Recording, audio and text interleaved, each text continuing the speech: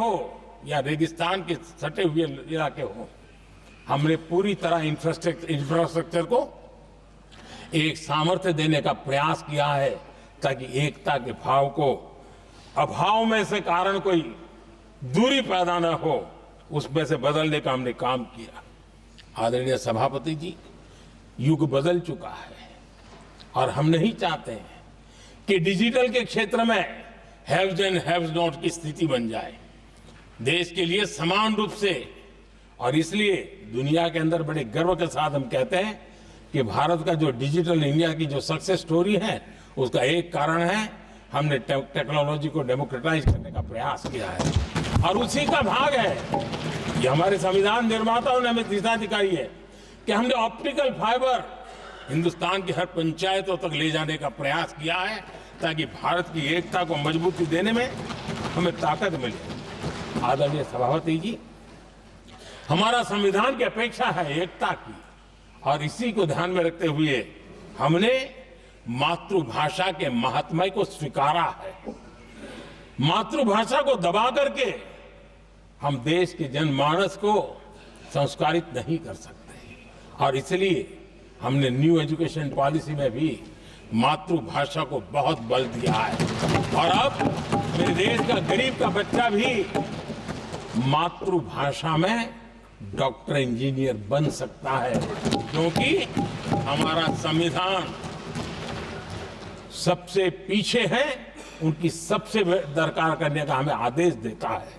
इतना ही नहीं, हमने क्लासिकल लैंग्वेज की दिशा में भी कई लैंग्वेजेस जो जिनका हक बनता था, उनको हमने उस स्थान पर रख करके हमने उनका सम्मान किया था।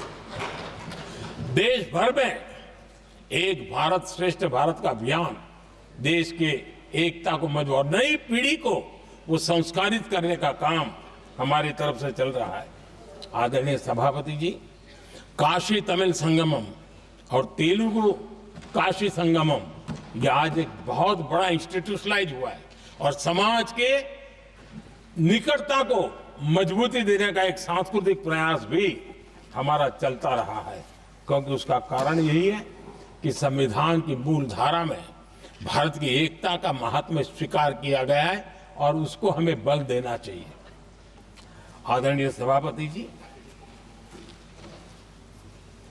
संविधान के आज 75 वर्ष हो रहे हैं, लेकिन हमारे यहां तो 25 वर्ष का भी महत्व होता है, 50 वर्ष का भी महत्व होता है, 60 साल का भी महत्व होता है। जरा हम इतिहास की तरफ नजर करें कि संविधान यात्रा के इन महत्वपूर्ण पड़ाव का क्या हुआ था। जब देश संविधान के 25 वर्ष पूरे कर रहा था, उसी समय हमारे देश में संविधान को नोच लिया गया, इमरजेंसी आपातकाल लाया गया।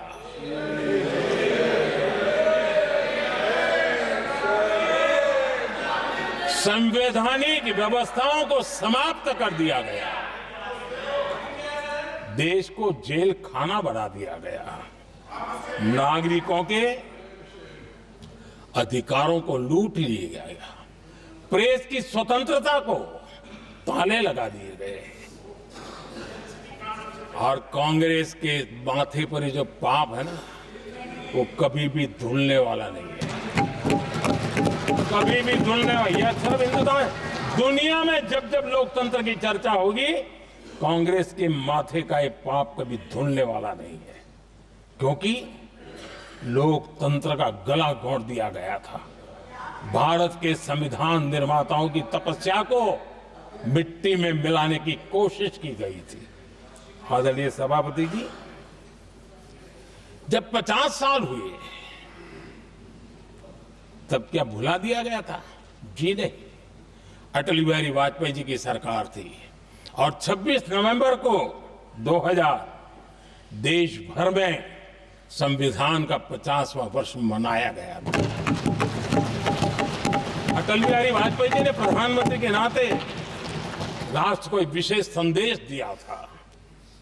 एकता, जनभागीदारी, साझेदारी, उसके महत्व पर बल देते हुए उन्होंने संविधान की भावना को जीने का प्रयास किया था, जनता को जगाने का भी प्रयास किया था। और अध्यक्ष जी, जब देश संविधान का 50 वर्ष मना रहा था और जब 50 वर्ष की पूर्णाहुति हुई, तो ये मेरा भी सौभाग्य था कि मुझे भी संविधान की प्रक्रिया से मुख्यमंत्री बनने का अवसर मिल गया। और मैं जब मुख्यमंत्री था उसी कार्यकाल में संविधान के 60 साल हुए और तब मैंने तय किया था मुख्यमंत्री के नाते कि हम गुजरात में संविधान के 60 साल मनाएंगे। और इतिहास में पहली बार ऐसा हुआ है जब संविधान के ग्रंथ को हाथी पर बनाई हुई अंबाड़ी में रखा गया उस विशेष व्यवस्था में रखा गया। हाथी पर संविधान की यात्रा निकल, संविधान गौरव यात्रा निकाली गई और राज्य का मुख्यमंत्री उस संविधान के नीचे हाथी के बगल में पैदल चल रहा था और देश को संविधान का महत्व समझाने का सांकेतिक प्रयास कर रहा था। ये सौभाग्य भी मुझे प्राप्त हुआ था, क्योंकि हमारे लिए संविधान का महत्व क्या है। और आज 75 साल हुए हमें अवसर मिला। और मुझे याद है जब मैंने लोकसभा के पुराने सदन के अंदर जब 26 नवंबर को संविधान दिवस मनाने की बात कही थी, तब एक वरिष्ठ नेता ने सामने से आवाज उठाई थी कि 26 जनवरी तो है, 26 नवंबर की क्या जरूरत है। क्या भावना घर कर गई थी। ये बहुत पुरानी बात रही है, इसी सदन में मेरे सामने हुआ था। लेकिन आदरणीय सभापति जी, मेरे लिए खुशी की बात है कि इस विशेष सत्र में अच्छा होता, संविधान की शक्ति, संविधान की विविधताओं पर चर्चा होती, नई पीढ़ी को काम आता। लेकिन हर एक की अपनी अपनी मजबूरियां होती है, हर कोई अपना दुख किसी न किसी रूप में प्रकट करता रहता है। कईयों ने अपनी विफलताओं का दुख प्रकट किया है। अच्छा होता दलगत भावनाओं से उठ करके देश हित में संविधान की चर्चा हुई होती, तो समृद्धि मिलती अनेक देश की नई पीढ़ी को। आदरणीय सभापति जी, मैं तो संविधान के प्रति विशेष आदर का भाव व्यक्त करना चाहता हूं कि संविधान की भावना थी कि मेरे जैसे अनेक लोग जो यहां पहुंच नहीं पाते, ये संविधान था जिसके कारण हम पहुंच पाए। क्योंकि हमारा कोई बैकग्राउंड नहीं था, हम यहां तक कैसे आते। ये संविधान का सामर्थ्य था, जनता जनार्दन के आशीर्वाद थे। इतना बड़ा दायित्व, और मेरे जैसे बहुत लोग यहाँ भी हैं जिनका ऐसा कोई बैकग्राउंड नहीं है, यही एक सामान्य परिवार से आए हैं और आज संविधान ने हमें यहाँ तक पहुँचाया है। और ये भी कितना बड़ा सौभाग्य है कि हमें देश ने इतना स्नेह दिया, एक बार नहीं, दो बार नहीं, 3 बार। ये हमारे संविधान के बिना संभव नहीं था। आदरणीय सभापति जी,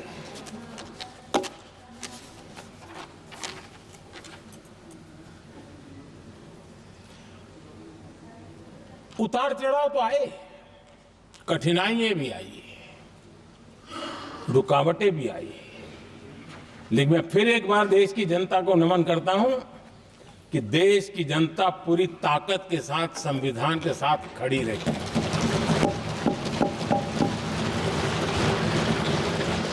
आदरणीय सभापति जी, मैं आज यहां किसी की व्यक्तिगत आलोचना करना नहीं चाहता हूं, लेकिन तथ्यों को देश के सामने रखना जरूरी है और इसलिए मैं तथ्यों को रखना चाहता हूं। कांग्रेस के एक परिवार ने संविधान को चोट पहुंचाने में कोई कोर कसर नहीं छोड़ी है।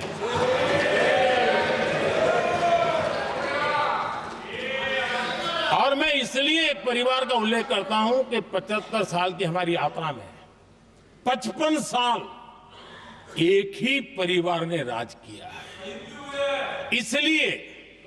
इसलिए देश को क्या क्या हुआ है ये जानने का अधिकार है। और इस परिवार के कुविचार, कुरीति, कुनीति, इसकी परंपरा निरंतर चल रही है। हर स्तर पर इस परिवार ने संविधान को चुनौती दी। आदरणीय सभापति जी, 1947 टू 1952 इस देश में इलेक्टेड गवर्नमेंट नहीं थी। एक अस्थाई व्यवस्था थी, एक सिलेक्टेड सरकार थी और चुनाव नहीं हुए थे।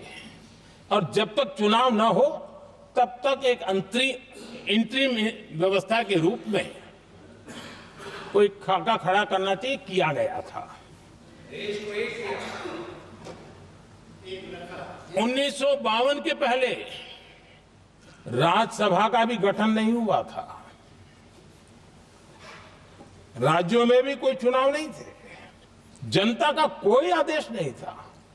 उसके बावजूद भी, और अभी तो संविधान निर्माताओं ने इतना मंथन करके संविधान बनाया था 1951 में, जबकि चुनी हुई सरकार नहीं थी, उन्होंने ऑर्डिनेंस करके संविधान को बदला और किया क्या?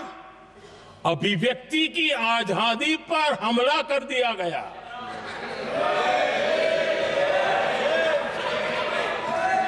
और ये संविधान निर्माताओं का भी अपमान था, क्योंकि ऐसी बातें कोई संविधान सभा में नहीं आई होगी, ऐसा नहीं है, लेकिन वहां उनकी चली नहीं।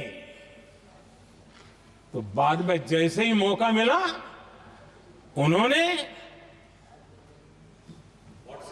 अभिव्यक्ति की आजादी को, उस पर उन्होंने हथौड़ा मार दिया। और ये संविधान निर्माताओं का घोर अपमान है। अपने मन की चीजें जो संविधान सभा के अंदर नहीं करवा पाए, उन्होंने पिछले दरवाजे से किया, और वो भी चुनी हुई सरकार के वो प्रधानमंत्री नहीं थे, उन्होंने पाप किया था। इतना ही नहीं, आदरणीय सभापति जी, उसी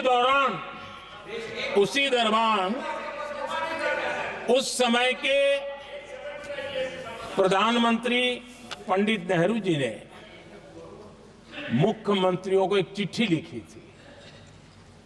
उस चिट्ठी में उन्होंने लिखा था, नेहरू जी लिखते हैं, अगर संविधान हमारे, आगे नेहरू जी लिखते हैं, अगर संविधान हमारे रास्ते के बीच में आ जाए, ये नेहरू जी लिख रहे हैं, अगर संविधान हमारे रास्ते के बीच में आ जाए, आगे नेहरू जी कह रहे हैं, तो हर हाल में संविधान में परिवर्तन करना चाहिए। ये नेहरू जी ने मुख्यमंत्रियों को चिट्ठी लिखी।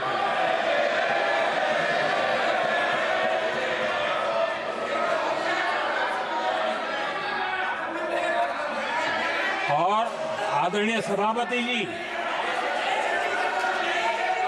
ये भी देखिए, 1951 में ये पाप किया गया, लेकिन देश चुप नहीं था। उस समय राष्ट्रपति डॉक्टर राजेंद्र प्रसाद जी ने चेताया, ये गलत हो रहा है। उस समय स्पीकर पद पर बैठे हुए हमारे स्पीकर महोदय ने भी पंडित जी को कहा, गलत कर रहे हो। इतना ही नहीं, आचार्य कृपलानी जी, जयप्रकाश नारायण जैसे महान कांग्रेसी लोगों ने भी पंडित नेहरू ने कहा कि ये रोको, लेकिन पंडित जी का अपना संविधान चलता था और इसलिए उन्होंने इतने वरिष्ठ महानुभावों की सलाह मानी नहीं और उसे भी उन्होंने दरकिनार कर दिया। और आदरणीय सभापति जी,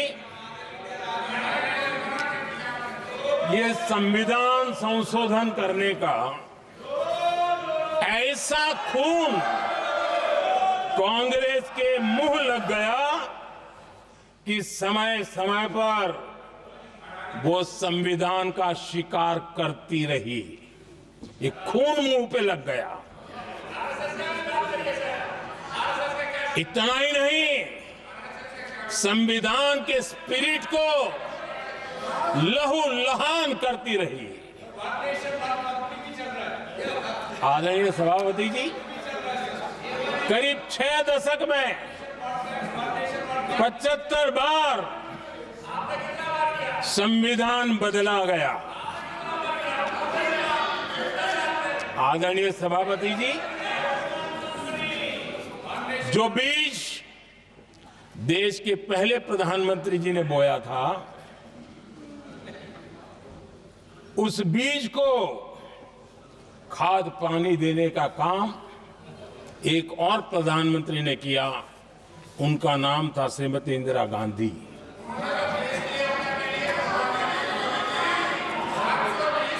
जो पाप पहले प्रधानमंत्री करके गए और जो खून लग गया था 1971 में, सुप्रीम कोर्ट का एक फैसला आया था। उस सुप्रीम कोर्ट के फैसले को संविधान बदल करके पलट दिया गया और 71 में ये संविधान संशोधन किया गया था। और क्या था, उन्होंने हमारे देश की अदालत के पंख काट दिए थे और यहां पर तो किया था कि संसद संविधान के किसी भी आर्टिकल में जो मर्जी पड़े वो कर सकती है और अदालत उसकी तरफ देख भी नहीं सकती है। अदालत के सारे अधिकारों को छीन लिया गया था। ये पाप 1971 में उस समय की प्रधानमंत्री श्रीमती इंदिरा गांधी ने किया था।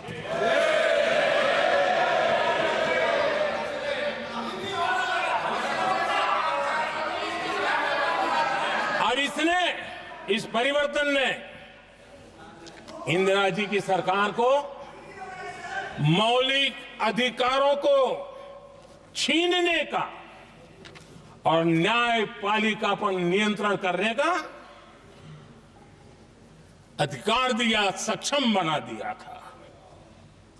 आदरणीय सभापति जी, खून मुंह पे लग गया था, कोई रोकने वाला था नहीं।